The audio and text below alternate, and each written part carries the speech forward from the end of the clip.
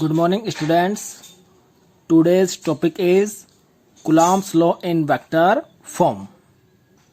Coulomb's law अपन पढ़ चुके हैं। टू चार्जेस के बीच में जो फोर्स लगता है उसे Coulomb's law से कैलकुलेट करते हैं। बट फोर्स एक वेक्टर क्वांटिटी है, इसलिए Coulomb's लॉ को अपन वेक्टर फॉर्म में रिप्रेजेंट करेंगे। वेक्टर फॉर्म में रिप्रेजेंट करने के लिए सबसे पहले अपन ने देखा कोई एक 3 डायमेंशनल रेफरेंस फ्रेम है।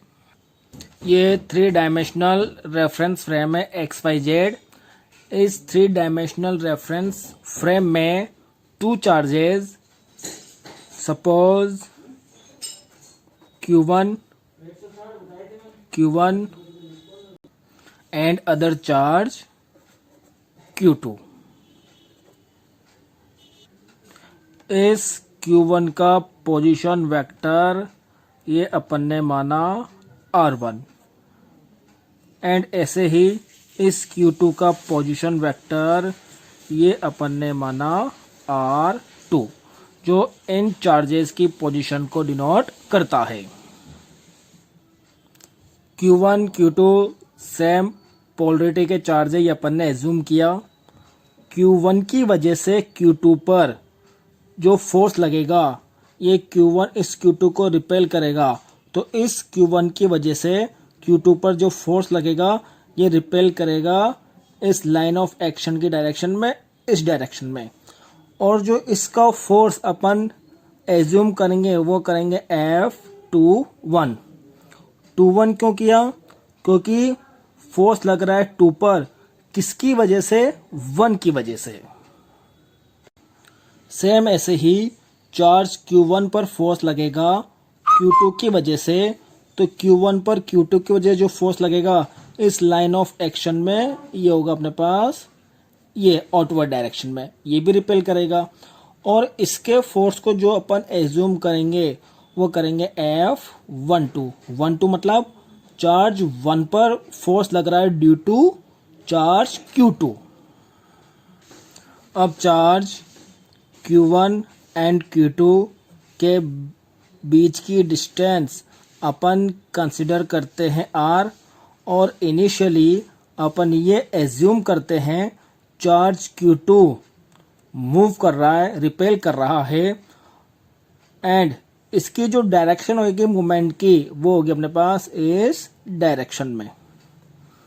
एंड Q2 की बात कर रहे हैं, इसलिए इन दोनों के बीच की डिस्टेंस अपन एज्यूम करेंगे R21 मीन्स चार्ज 2 पर ड्यू टू चार्ज Q1।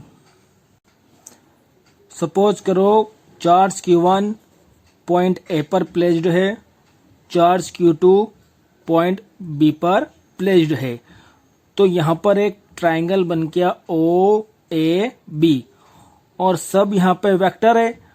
तो इस ट्राइंगल OAB पर अपन ट्राइंगल लॉ लगा सकते हैं वेक्टर का। Triangle law of vector addition क्या?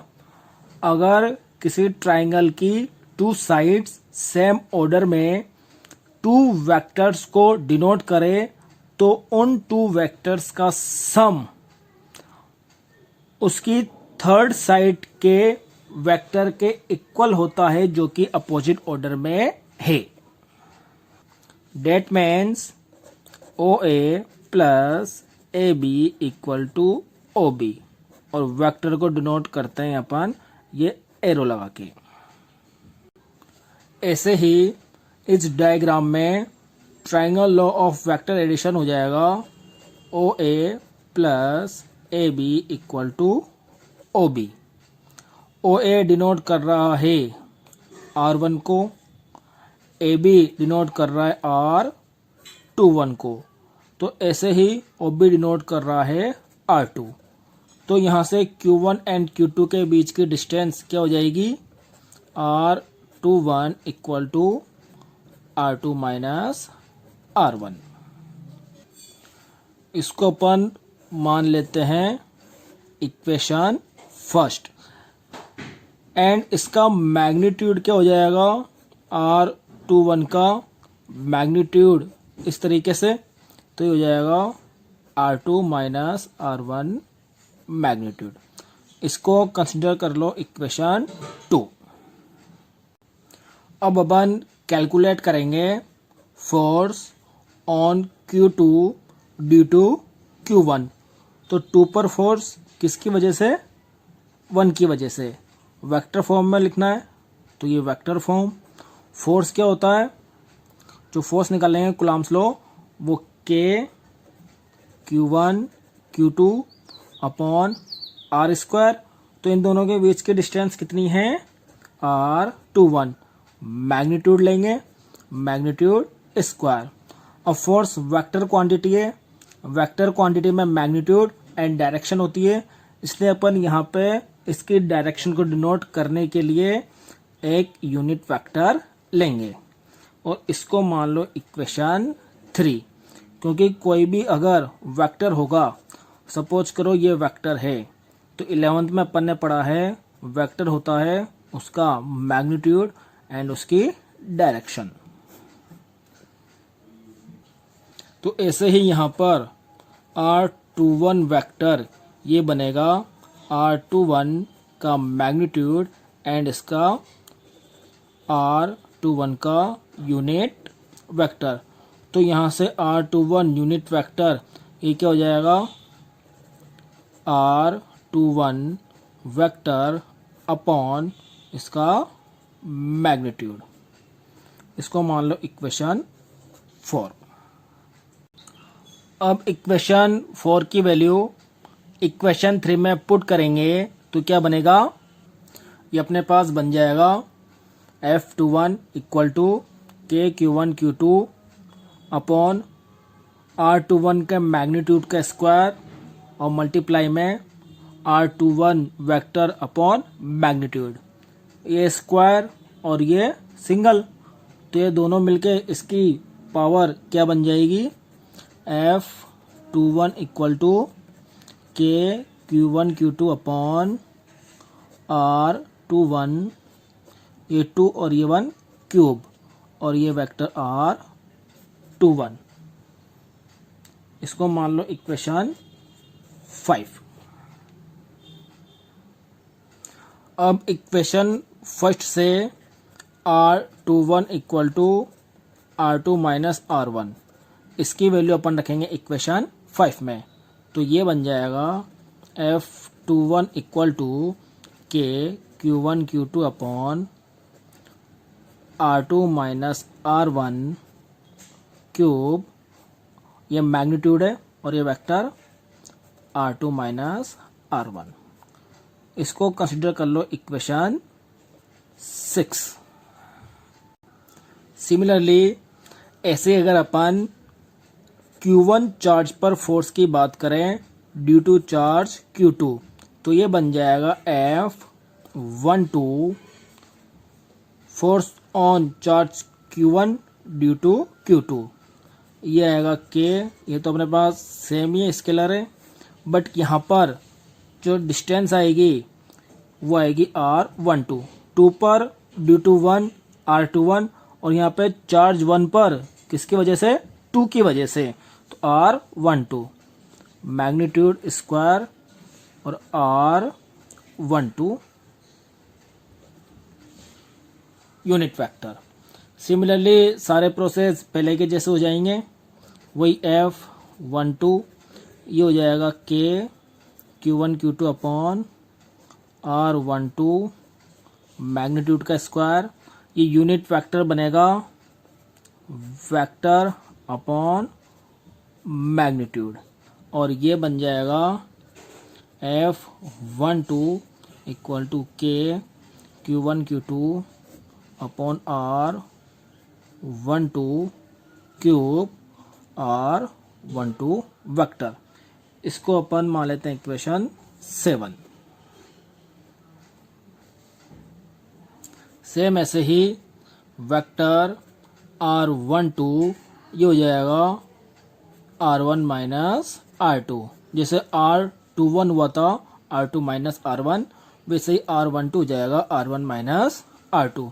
इसको जब इक्वेशन 7 में पुट करेंगे तो इक्वेशन 7 में पुट करने पर ये बनेगा F12 equal to K Q1 Q2 upon R1 minus R2 magnitude cube and R1 minus R2 vector. इसको मान लो इक्वेशन 8।